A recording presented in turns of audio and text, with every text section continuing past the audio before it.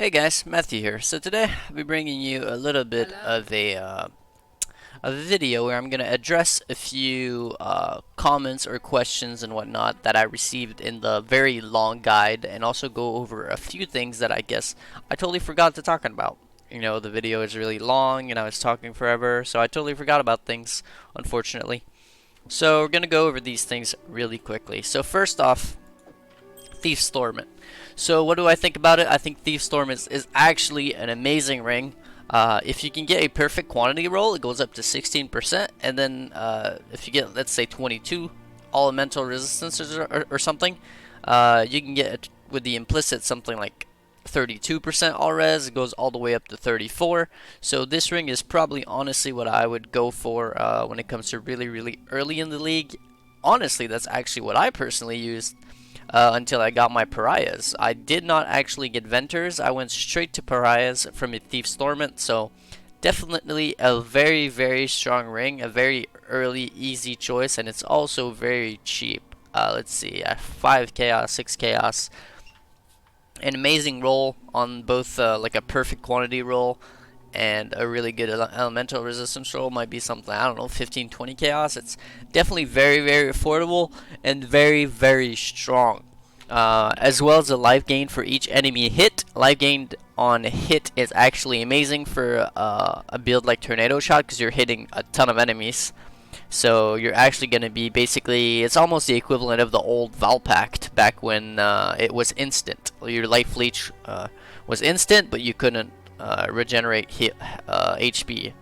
So that's basically how it feels. It's actually sick. Your HP bar is going like up and down, up and down, up and down, before you have actually like really good gear. So Thief's Torment, definitely a very good ring.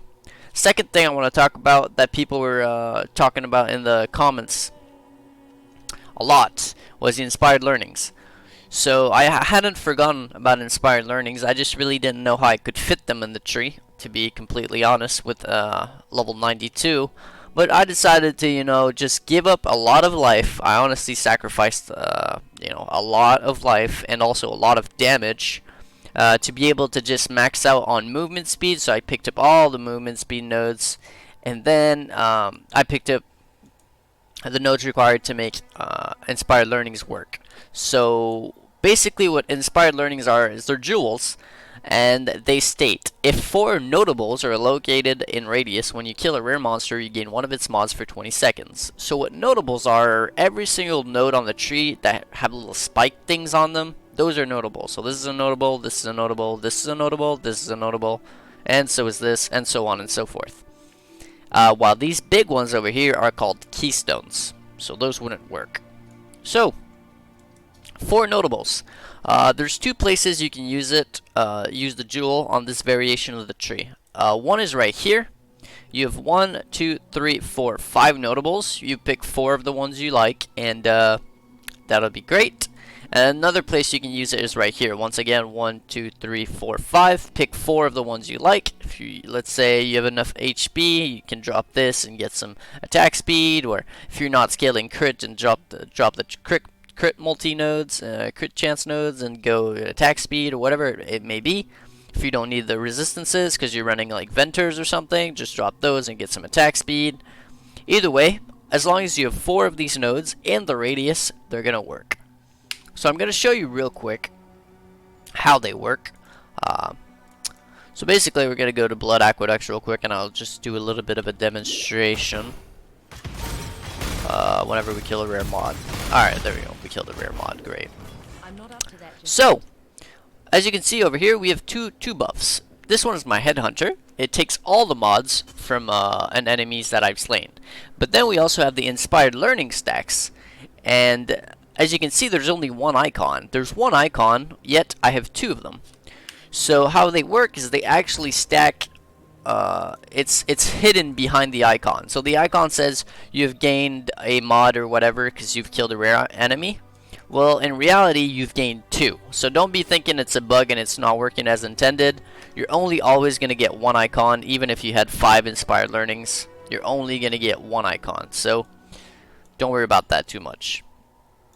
So it does stack with Headhunter, as I just showed, Basically, what happens when you kill a rare mob with a headhunter, you gain all of its mods. So let's say the mob has 5 different mods.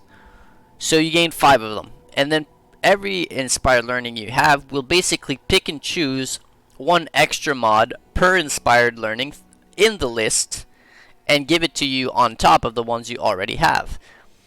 But it cannot, if you have like 2 inspired and the mob has 5 mods, it can't pick the same mod twice on both inspired. So it's going to pick 2 different mods from the list of mods that the monster has. Sorry, I've been saying mob and mod, so it's a little bit of a tongue twister, but I mean monster, so that's basically how they work.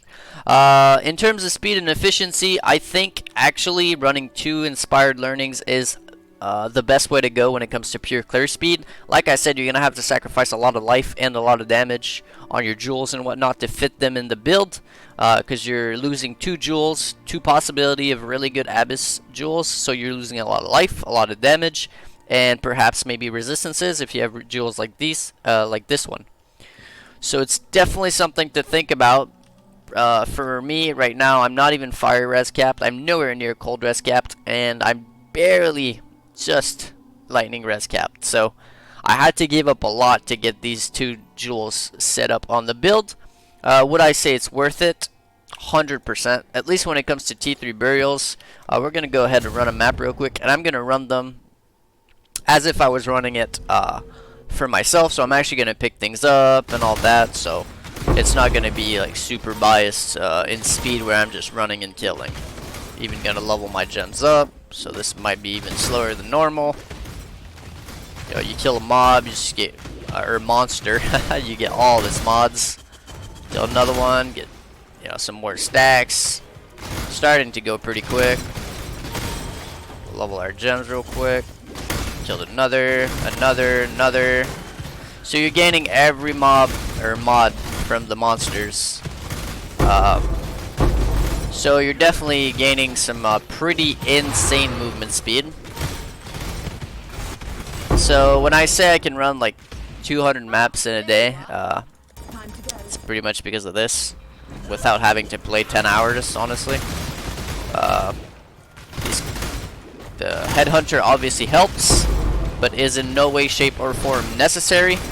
In reality, obviously you're going to be slower without a headhunter, but if you're running with a Biscos Leech and you're fairly efficient, so long as you keep your rampage stacks up most of the time, you're actually going to be almost as fast. The only thing is you're not going to get the damage mods from the headhunter, which are a big deal, but they're not necessary in any way. So as you can see, the maps go by really, really fast. I just typically have about 4 or 5 rows of maps in my inventory, and I just go down the road and map. So I think it's the best clear speed possible. If you want to check out the tree real quick to fit these in your own build, this is the path thing I went for. These are the nodes I took. I don't think Mind Drinker is all that much useful, except, you know, if you're having really bad mana problems, go ahead and pick it up. Over here, the Frenzy Charge gives you a lot more damage than this attack speed little cluster over here, so I went for the Frenzy Charge. But if, for example, you're not scaling crit or you don't need the resistances, go ahead and pick that up. It'll be quite a bit of damage. Other than that, I went back and picked up Aspect of the Eagle and everything else I could for movement speed. I had to sacrifice some damage and whatnot, but in the end, I think it's very, very worth it. So I think that's going to be it for the video. Hopefully you guys learned something. Hit me up in the comments if there's anything else I forgot, and I'll be sure to make a little bit of a video like this where I go over some things I forgot, because I'm only human, guys. Thanks for watching.